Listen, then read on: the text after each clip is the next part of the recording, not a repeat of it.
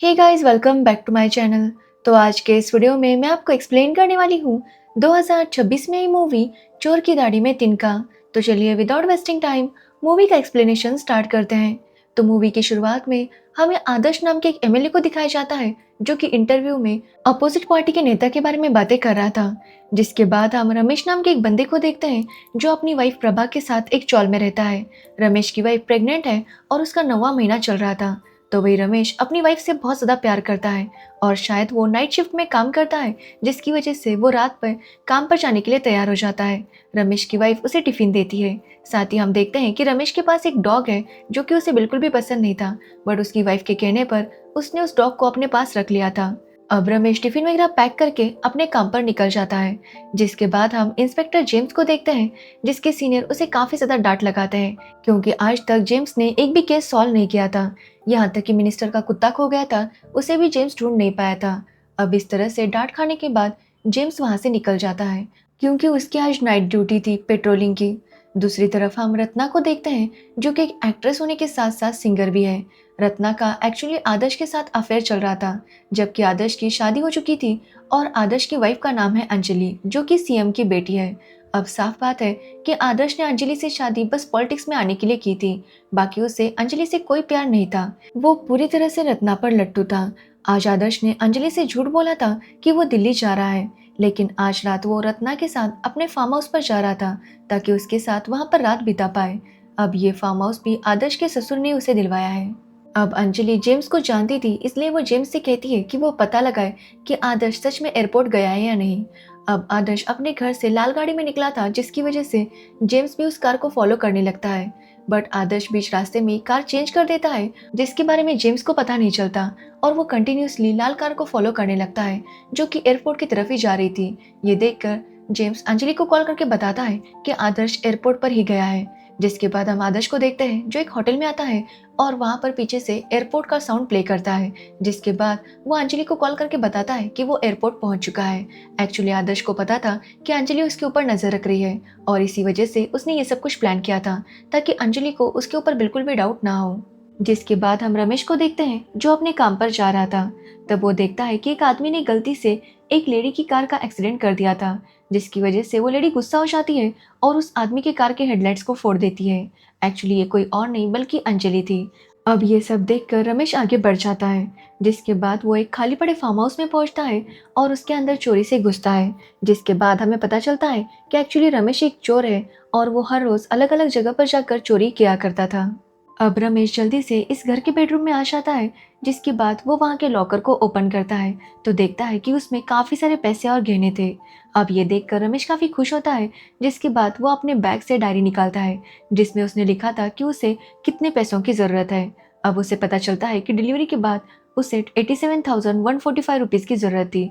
तो रमेश तिजोरी से 88,000 रुपीज निकालता है और बाकी अपने पास से 855 रुपीज वापस तिजोरी में रख देता है। मतलब रमेश उतने पैसे लेता है जितनी की उसे जरूरत थी। जिसके बाद रमेश लॉकर को बंद कर देता है। एक्चुअली रमेश का उसूल था कि उसे जितने पैसों की जरूरत है वो उतने ही पैसे चुराता, मतलब उसे बड़ा हाथ मारना पसंद नहीं था। अब रमेश ने पता लगा लिया था कि इस फार्म हाउस का मालिक आदर्श दिल्ली गया हुआ है, जिसकी वजह से रमेश उस फार्म हाउस में घूमने लगता है और वहां की शराब पीने लगता है। जिसके बाद हम आदर्श और रत्ना को देखते हैं जो फार्म हाउस की तरफ आने के लिए निकलते हैं। तो वही फार्म हाउस में जो लैंडलाइन था उसके ऊपर एक कॉल आता है जो देखकर रमेश काफी डर गया था। वो कॉल रिसीव नहीं करता। जिसके कुछ टाइम बाद फिर से कॉल आता है तो रमेश कॉल उठा लेता है। एक्चुअली ये कॉल प्रभा का था और यहाँ पर हमें पता चलता है कि प्रभा को पता था कि रमेश चोर है और रमेश जहाँ पर भी जाता वो प्रभा को बता कर जाता, जिसकी वजह से उसने प्रभा को आज भी बताया था कि वो इस फार्म हाउस में चोरी करने के लिए जा रहा है। और प्रभा ने डायरेक्टरी से पता लगाया था कि फार्म हाउस का नंबर क्या है और इसी वजह से उसने रमेश को कॉल किया था। वो रमेश से पूछती है कि वो घर कब आएगा, तो रमेश बताता है कि उसका काम हो चुका है और वो जल्दी वापस घर आ जाएगा। जिसके बाद प्रभा रमेश से पूछती है कि आखिर उसने कितने पैसे चुराए। वो रमेश से कहने लगती है कि हर बार की तरह वो उतने पैसे ना चुराए जितने की जरूरत है, कम से कम 2 लाख रुपए तो लेकर आए। अब ये सुनकर रमेश उसे समझाने लगता है कि उसने उतने पैसे लिए हैं जितने की उन्हें जरूरत है। वो ज्यादा चोरी नहीं कर सकता क्योंकि इससे उसका लालच बढ़ जाएगा और अगर वो बड़ी चोरी करेगा तो लोगों के ध्यान में आने लगेगा। अब रमेश प्रभा के साथ ये सारी बातें कर ही रहा था कि तभी वो देखता है कि एक कार फार्म हाउस में आ रही थी। ये देखकर रमेश काफी डर जाता है और कॉल कट करके तुरंत वहां से बाहर निकलता है। तो वही हम देखते हैं कि आदर्श और रत्ना फार्म हाउस में आ चुके थे। तो वही रमेश जब बाहर आता है तो उसे याद आता है कि उसने जो पैसे चोरी किए थे वो पैसों वाली बैग अंदर ही रह गई थी, जिसकी वजह से रमेश फिर से चुपकर फार्म हाउस के अंदर आने लगता है। तो वही हम प्रभा को देखते हैं, जिसे लगता है कि शायद रमेश बिजी है, इसलिए वो डिसाइड करती है कि वो कुछ टाइम बाद रमेश को कॉल करेगी। अब रमेश चुपकर रत्ना और आदर्श को देखने लगता है। तो वही रत्ना आदर्श का फार्म हाउस देखकर काफी ज्यादा खुश थी। तो वही आदर्श बस रत्ना के साथ जल्दी से इंटीमेट होना चाहता था। वो रत्ना को पूरा फार्म हाउस दिखाता है, जिसके बाद हम रमेश को देखते हैं, जो कभी दरवाजे के पीछे तो कभी सोफे के पीछे छुपकर उन्हें देख रहा था। अब रमेश इनसे बचने के लिए ऊपर के रूम में चला जाता है। उसने अपना बैग भी एक जगह पर छुपा दिया था।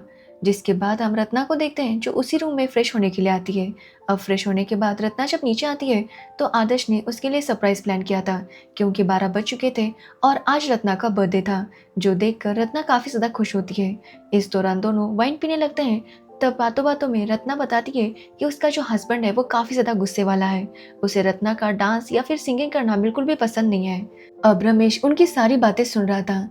जिसके बाद हम रत्ना को देखते हैं, जो एक गाना गाने लगती है और उसके गाने को सुनकर रमेश भी फ्लो फ्लो में उस गाने को गाने लगता है।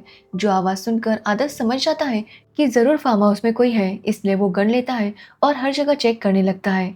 आखिरकार आदर्श को रमेश दिख जाता है और वो उसे पकड़ने के लिए भागने लगता है।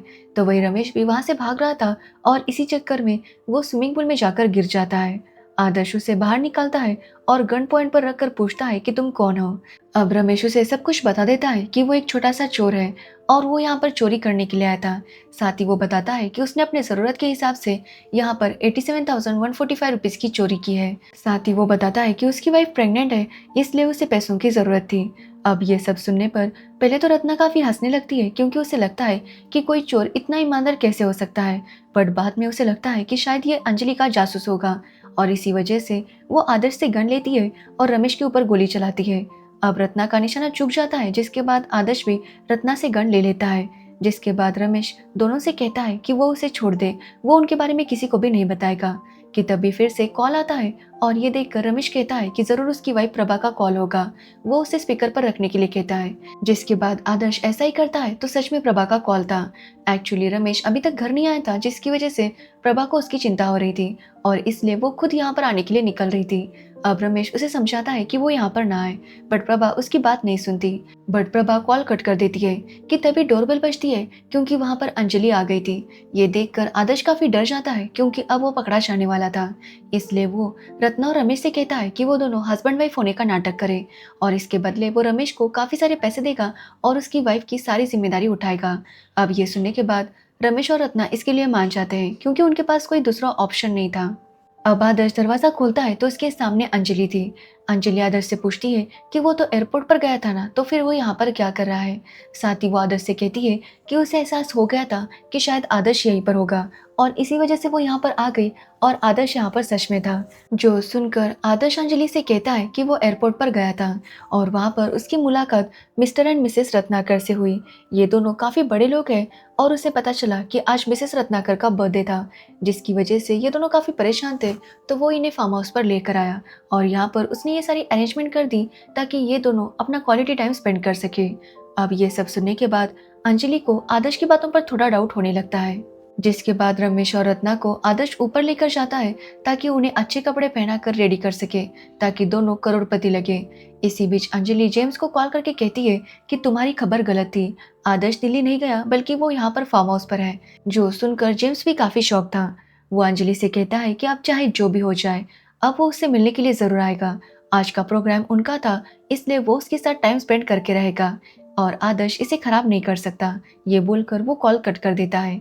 जिसके बाद हम रमेश और रत्ना को देखते हैं, जो मिलकर रत्ना का बर्थडे सेलिब्रेट करते हैं। इसके बाद अंजलि सभी के साथ काफी ड्रिंक करती है। फिर रमेश रत्ना के साथ चला जाता है और आदर्श अंजलि के साथ सोने चला जाता है। इस दौरान रत्ना रमेश से कहती है कि तुम जैसे इस घर में घुसे थे वैसे ही यहाँ से निकल जा, वो बाकी सब कुछ मैनेज कर लेगी, क्योंकि प्रभा को भी रमेश की चिंता हो रही होगी। इसलिए रत्ना रमेश से कहती है कि वो पैसे ले और यहाँ से चला जाए, कल सुबह वो भी यहाँ से चली जाएगी। अब ये सुनकर रमेश भी रत्ना को थैंक यू बोलकर वहाँ से निकलने लगता है। जिसके बाद हम जेम्स को देखते हैं जो फार्म हाउस पर आ जाता है और बाहर आकर वो अंजलि को कॉल करने लगता है। जिसके बाद अंजलि और जेम्स मिलते हैं और यहाँ पर हमें पता चलता है कि जैसे आदर्श और रत्ना का अफेयर चल रहा था वैसे ही अंजलि और जेम्स का भी अफेयर चल रहा था। अब इन दोनों को साथ में रमेश देख लेता है और वो समझ जाता है कि इन दोनों का भी अफेयर है। तो वही जेम्स भी रमेश को देख लेता है और जेम्स जानता था कि रमेश चोर है। अब रमेश उन दोनों को धमकाता है कि अगर उसके साथ उन्होंने कुछ भी किया तो वो सबको बता देगा कि इन दोनों का अफेयर है। अब यहाँ पर रमेश उन्हें सब कुछ बता देता है कि किस तरह से वो पैसे चोरी करने के लिए आया था, बट वो उन्हें रत्ना और आदर्श के अफेयर के बारे में कुछ भी नहीं बताता, बाकी सब कुछ सच सच बता देता है। अब ये सुनने के बाद अंजलि रमेश को कुछ और पैसे देती है ताकि वो उन दोनों के बारे में किसी को भी ना बताए, बट रमेश उससे ज़्यादा पैसे नहीं लेता क्योंकि उसके पास उतने पैसे थे जितने उसे चाहिए थे। तो वही आदर्श रत्ना के रूम में जाता है तो उसे कुछ आवाज़ आती है। जिसके बाद रत्ना और आदर्श नीचे आते हैं तो देखते हैं कि जेम्स और अंजलि साथ थे। अब इन दोनों को साथ देखकर आदर्श काफ़ी हैरान था। तो वही रत्ना और जेम्स भी काफ़ी शॉक थे क्योंकि एक्चुअली रत्ना और जेम्स हस्बैंड वाइफ थे, मतलब ये सभी लोग अपने पार्टनर्स को चीट कर रहे थे। अब ये सब जब रमेश को पता चलता है तो वो भी काफ़ी हैरान हो जाता है क्योंकि ये लोग आपस में इस तरह से एक दूसरे को चीट कर रहे थे कि तभी फिर से डोरबेल बजती है तो वहाँ पर प्रभा आई थी। अब प्रभा को देखकर रमेश और ज़्यादा हैरान हो जाता है क्योंकि बस उसी की कमी थी। अब प्रभा को पता चल जाता है कि इन सभी लोगों का अफेयर है और साथ ही रमेश यहाँ पर चोरी करने के लिए आया था और वो पकड़ा गया था। साथ ही प्रभा अपने साथ अपने डॉग को लेकर आई थी जिसे देखकर जेम्स और ज़्यादा शॉक था क्योंकि ये वही मिनिस्टर वाला डॉग था जिसे ढूंढने के लिए जेम्स को कहा गया था। अब यहाँ पर प्रभा जेम्स को धमकाती है कि अगर जेम्स ने उसके हस्बैंड को अरेस्ट किया तो वो यहाँ पर मीडिया को कॉल करके आई है, इसलिए मीडिया यहाँ पर आ जाएगी और उसके अफेयर के बारे में सब कुछ पता चल जाएगा। अब ये सुनकर जेम्स काफ़ी टेंशन में आ जाता है, जो देखकर प्रभा उसे बताती है कि उसने ऐसा कुछ भी नहीं किया। जो सुनने के बाद जेम्स की जान में जान आती है। अब इस सारे कन्फ्यूजन के बीच प्रभा का लेबर पेन स्टार्ट हो जाता है जिसकी वजह से उसे तुरंत हॉस्पिटल लेकर जाते हैं, जहाँ पर उसे एक बेटा होता है जिसे देखकर सभी लोग काफ़ी खुश थे। एक्चुअली जेम्स, अंजलि, रत्ना, आदर्श ये सब कुछ प्रभा को देखने आए थे और उन सभी को अपनी गलती का एहसास हो गया था और सभी ने अपनी गलती ईमानदारी से मानकर साथ रहने का फैसला किया था।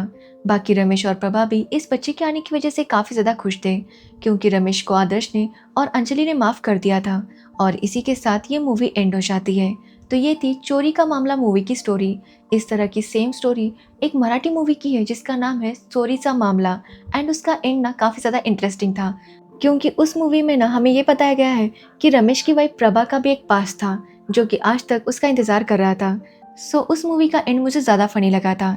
एनीवेज, तो ये थी चोर की दाढ़ी में तिनका मूवी की स्टोरी। अगर आपको इस मूवी की स्टोरी और मेरा एक्सप्लेनेशन पसंद आया हो तो वीडियो को लाइक, कमेंट, शेयर ज़रूर करना और मेरे चैनल को सब्सक्राइब करना बिल्कुल मत भूलना। Thanks for watching video.